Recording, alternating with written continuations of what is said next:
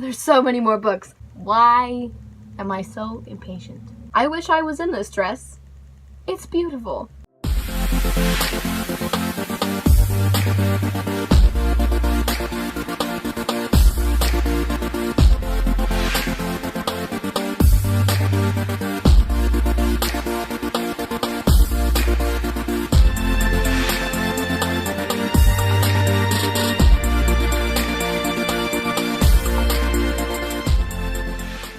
I'm starting book 2.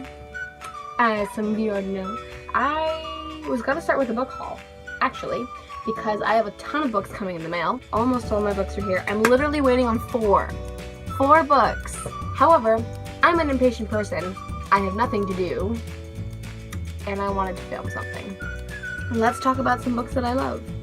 First on my book list is Simon versus the HOMOSAPIENS Agenda by Becky Albertalli. I knew this was a book for a long time. However, I saw the movie first because my family took me, and I freaking adored the movie. I cried, I laughed, I felt for Simon, and just on the standard of being a teenager and in high school and in love with somebody and being a little bit afraid of it, regardless of sexuality, this book I related to so much.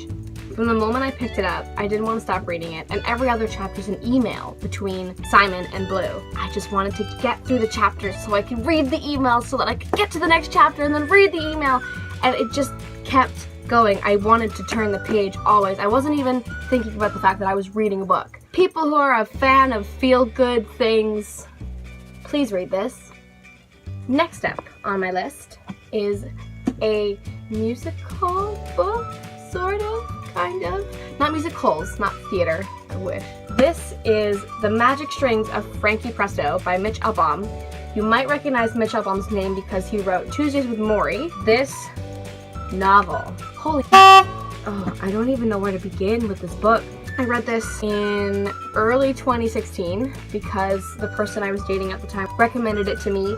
It's fantasy, but also romance, but also like just about life. And it's super freaking poetic. Oh, like, basically, if you could put music into words, that's what this is. 10 out of 10. This is one of the best books I've ever read. Also, something really cool about this book is that there's a playlist. And if you play it while you read the book, it's so freaking cool. It changes everything.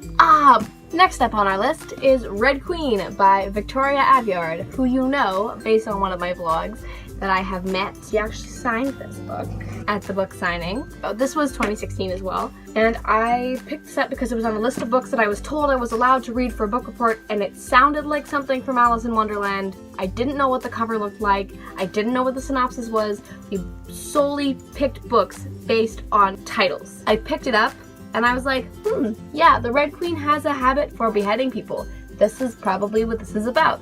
So I jumped right into the book. I didn't read the synopsis, and boy was I wrong. But I'm so happy that I was wrong. This book took me by storm, pun intended. I absolutely adored it. Honest to God, I was like, I know where this is going. And I'm kind of sad, because that's really predictable. I was wrong again, thank the Lord, because it was so much better than what I thought it was going to be. I was shocked. I just finished Glass Sword, also amazing, total page turner, way more action-packed than the first novel. Victoria has a thing for unusual or twist endings. Again, think you know what's going to happen, and then bam! I'm not going to spoil it. But I cried. I'm currently reading King's Cage, and I'm only on chapter 6, and it's really good. I can't wait to read Warstorm. Next up, of course, is the Hunger Games series. And if you haven't read Hunger Games by now, you've probably seen the movies, and you probably already have an opinion on it, and that's okay. All I'm gonna say is, when I read the Hunger Games, I was kind of scared because I hadn't read post-apocalyptic YA before. I was still really into like fairy tale books, and this was the opposite of a fairy tale. I was blown away because I hadn't read anything like this before, and you could get inside Katniss's head, and it was different. Next thing I knew, I was reading Catching Fire, and I was so excited for this book. I woke up at 9 in the morning, and for 8 hours, I read this book. I only left the room to get tea and to pee. All I did was read Catching Fire, and it was so worth it. And I read Mockingjay a little bit slower. I still liked it. I was a little bit upset with the ending. If you don't know the ending, some people had the opinion that it was an inevitable ending and whether you saw it coming or not. If you didn't see that coming, you should have. I loved the book, and I still highly recommend this book. Next up is another YA post-apocalyptic series that I really enjoyed. It was the Matched series by Ali Condie. There was a book fair at my school, and I picked it up and I read it, and I absolutely adored it, and I decided I wanted to read the rest of the series. I read Crossed, which is the second book in the series, and it's kind of about her journey of breaking out of the system. And then I read Reached a couple summers ago, and to be honest, when I talked to people who had read the series, people hated the ending. The entire way I was kind of like, no, that's who she should end up with, because this is the path she's heading down. This is the destiny she's fulfilling for herself. I liked the conclusion to the Matched series. I think you should give it a read. It's a great summer read, actually. You could probably read all 3 books if you're an avid reader in like 2 weeks, 3 weeks. Next up on my list is a book I picked up in grade 7 because in elementary school, like I said, I was really into fantasy, and I picked up this, and it's called Entwined by Heather Dixon. And as you can see, I have worn out my copy because I loved this book so much. There's a story called The 12 Dancing Princesses, and I know it's a Barbie movie. I'm pretty sure it's a fairy tale that's not based on Barbie. This book is kind of a take on The 12 Dancing Princesses, and it's a little bit darker. If you love lords and ladies and princesses and princes and dresses and magic, then I highly recommend you give this a read. This is actually great if you want to start out YA and you're not sure what you like and you want something light and fluffy with a little bit of mystery and a little bit of dark air towards the end of it. Next up on my list is All the Right Places by Jennifer Niven. I read it of the summer whenever it came out, which I think was 2015. Personally, when I read this, I thought this was, I don't want to say it was an accurate representation of depression, because I don't think it is. And I know a lot of people feel the same way, but it introduced me to the fact that people my age are depressed and are going through depression, and sometimes they need each other to get through it. And that's something I like to take away from this story, is that you're not alone, basically, if you're depressed or anxious. Like, I definitely have anxiety, and I'm not the only person who has anxiety. There are other people too, and that's why I really like this story. I don't think it's an accurate representation of depression. I think it's romanticized a little bit. However, it is supposed to be a romantic YA novel. I actually do really appreciate it for what it does show. Next up is Binge by Tyler Oakley, and he is a YouTuber, and I love him like I love all the YouTubers I'm subscribed to. It's an autobiography about his life.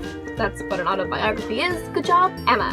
It's really honest, and I really appreciated that. If you like YouTubers, and if you like Tyler Oakley, and you want to read something from the LGBTQ community, then I would highly recommend reading Binge. And overall, I actually really enjoyed it. It's also quite heavy at some points, both literally and in writing.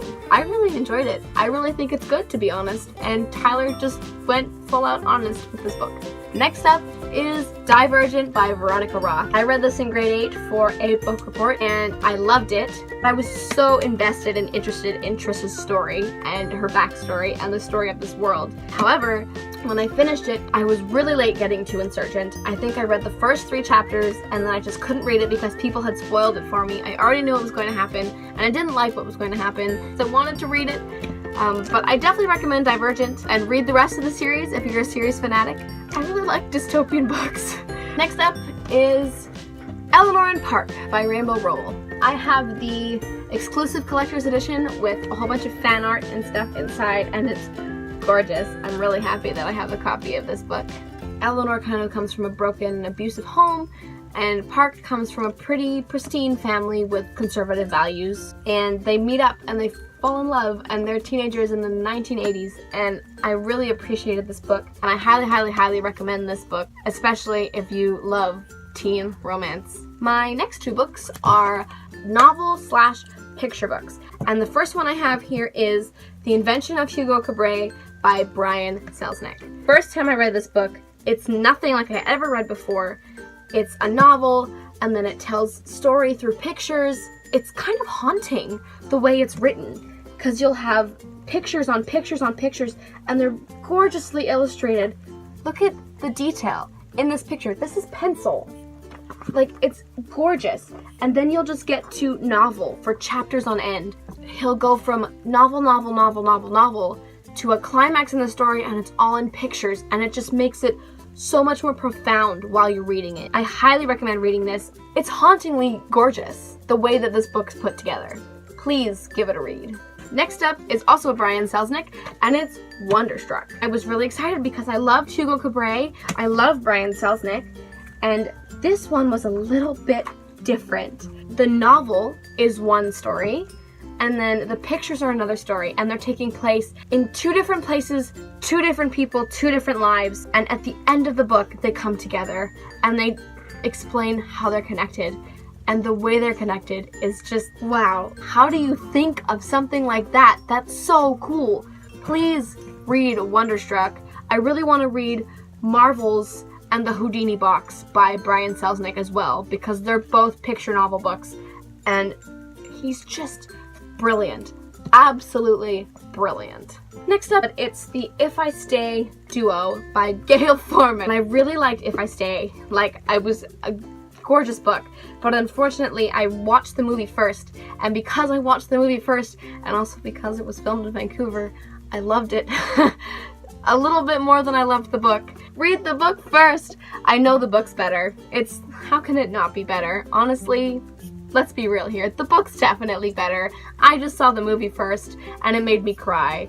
And then the book made me cry. And then I finally read Where She Went, which is the story of Mia after the accident, but this time it's told from her ex-boyfriend Adam's perspective, and he basically goes on this journey trying to find Mia. I really liked Where She Went. I thought it was a great conclusion to Mia's story and Adam's story. Give it a read.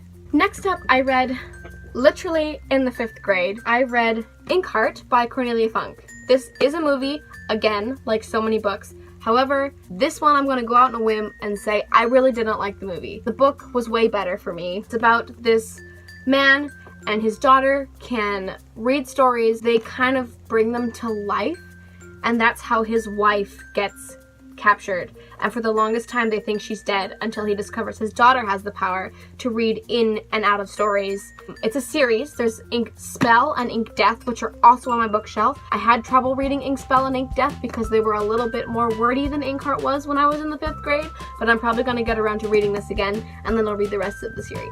This is the part of the booktube where we get to another YouTuber, particularly a vlog brother, and probably, I think, my favorite author of all time, John Green. John Green has 5 individual novels, and I've read every single one of them, and I've loved every single one of them, some more than others, and I will explain why now. This is An Abundance of Katherine's, and it's about this boy named Colin, and he has dated 19 Katherines. I read this and I loved it. It was a good pastime read. Not my favorite John Green novel, but if you just want something to read in the car or on a plane waiting for the bus, I would highly recommend An Abundance of Katherine's. It's quite witty, it's quite funny, and it's got a really cute ending. I would definitely recommend reading this. Next John Green is the one that made me lose my mind and cry. It's The Fault in Our Stars. Someone lent me their copy, then I went out and bought my own copy. And I fell in love with Hazel and Gus as people and as a relationship and just this adventure they go on. I literally remember finishing this book at 12 in the morning on a Saturday, and I was sobbing. I had a tissue box on my bed, and my mom came into my room and she came over to me. She's like, "Oh my God, are you okay? What happened?" And I literally said, "I'm fine, it's just the book." I've had people I love die from cancer and fight cancer, and I know people whose family members fight cancer, and this hit really, really close to home for me when I was reading it. I don't think this romanticized cancer. I think these were 2 teenagers who had cancer, who were lucky enough to find love in each other, and they just happened to have cancer along the way. The cancer was still very real. The cancer was a big part of their lives. I really enjoyed this book. If you want to cry. Next is Looking for Alaska, and I know this is a little bit of a controversial book because some people love it, some people hate it, some people think it's stupid. I loved it. I was a little bit shocked because halfway through the book, when Alaska goes missing, I was like, there's no way she's gone for good. Like, if she's gone for good, I'm gonna hate this book. And then for a little while, I kind of did. I kind of did hate it for a while. I still really love this book. I've only read it once, but I would love to read it again. Paper Towns. This was just so good. I love the whole story of Margot. At the time, actually, when I was reading Frankie Presto, my boyfriend at the time was reading this, and as long as he was telling the truth, he also really enjoyed it, and he thought it was really cute. My personal favorite part of the story, actually, is the whole road trip. They get so much closer on that road trip. And also, you discover what a paper town is, because honest to God, I had no idea what it was before this book. My last John Green book is my only hardcover John Green book, and that is Turtles All the Way Down. I have a signed copy because I'm a nerd, and on October 10th, when this came out this year, I got off work in the mall and I ran over to the bookstore and picked up a signed copy because I wanted one so bad, and I read it right away. For me, personally, I suffer from anxiety. I always have. I have since I was little, and this book follows Asa, who suffers from anxiety, but it's a little bit more extreme than mine is, and she gets anxiety about everything, all the time. The way John Green wrote this book and describes having anxiety was really honest and really real, and I really actually appreciated it, because as I was reading, I was like, yeah, I feel this way. This is what happens when I get anxiety, and I can't believe someone actually put it into words. Based on my experiences, this is really honest and really true to what I feel when I get anxious and when I have anxiety attacks. And I related a lot in this book to Asa and what she goes through and the struggle she has with her friends and her family because of her anxiety, and she doesn't know how to deal with it on the outside. And I relate to that a lot. So thank you, John Green, for putting anxiety into words in an honest and meaningful way. Next is these two books by Rupi Kaur. I'm sure you've heard of them. She's a brilliant poet, and it's Milk and Honey and The Sun and All Her Flowers. I read these this year, recently. I'd gone through a significant breakup, and these books, in an odd way, broke me and healed me all at the same time, especially Milk and Honey. Milk and Honey and The Sun and Her Flowers are vivid, honest, and dark, because a lot of that was what's happening in my brain. Reading it on paper and knowing that somebody else was going through the same thing or had gone through it before really helped me get through basically the first 6 months of 2018, if I'm being honest. I read them when I'm feeling these things because then it allows me to feel them and acknowledge them, and then I can put those feelings away when I put the books away.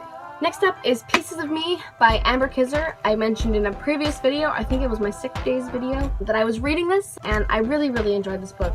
It combines the lives of 5 people. Jessica Chai dies within the first couple chapters, and her organs are donated to 4 other kids in her school who need organ donors desperately. Her spirit stays on Earth, and she's connected to the other 4 people her organs were given to. And I actually really enjoyed this book. It's about being a teenager and relationships, but also medical and taking care of yourself and helping others around you who need to take care of themselves and reaching out to people. It was so beautiful. I would really recommend reading this. It's such a beautiful way to connect 5 teenagers and their lives and have them be changed forever by this girl donating her organs to people she actually didn't talk to in high school and who treated her differently, and to see that she changes their lives. This next one here, I read in elementary school and in high school, and I read it when I want a good laugh and a quick read. I literally can read this in a day, and it's Smile by Raina Telgemeier. It's a graphic novel, and it's the story about how Raina one night lost her 2 front teeth not even in an accident. She tripped and fell, and her 2 front teeth came out. They were her adult teeth. They were not her baby teeth. And this is her entire story of how she had to have dental surgery and get braces and go through being a teenager with all this happening in puberty. And it's such a cute story. She also has 2 other books. One's called Sisters. I believe it's the sequel to Smile. I haven't read it yet. I'm going to. And Drama as well, which is a whole other graphic novel, different story. And it was actually quite cute as well. I remember it being really cute, so make sure you give these a read. The next one is another YouTuber whose book I own, and it's How to Be a Boss by Lilly Singh. Lilly Singh, if you don't already know, is Canadian, and I adore her so much. She's hilarious. I haven't had the opportunity to meet her, and I would love to meet her. I'd love to collab with her also. I'm reading it again, actually, but I'm reading King's Cage right now, so I had to pause it. Pause it? This is not a movie. This has got life advice, talks about her battle with depression. She talks about becoming a YouTuber and what she'd be doing if she wasn't a YouTuber. It's basically like self-love, but just like way more confident than that. If you like YouTubers, if you like Lilly Singh, if you like Canadian content creators and self-love books, read this. It's good. My last 2 are by Jennifer E. Smith. I read this when I got this book for a birthday gift in the 8th grade, and it's called This Is What Happy Looks Like. And it's about a girl who works in a small town in Maine and a guy who's a big movie star, and upon reaching out to his friend who's taking care of his pet pig while he's away in Maine, he accidentally emails this girl, and they meet up and they fall in love, and it's adorable. I know there's a sequel to this book. I think it's called Happy Again. I'm going to read it, but I want to reread this one first. This is cute, romance, adorable in a book. And if you just want to feel happy all the time, read this. I fell in love with Ellie and Graham's story. I think you will too. Last book! Finally! And it is The Geography of You and Me, also by Jennifer E. Smith.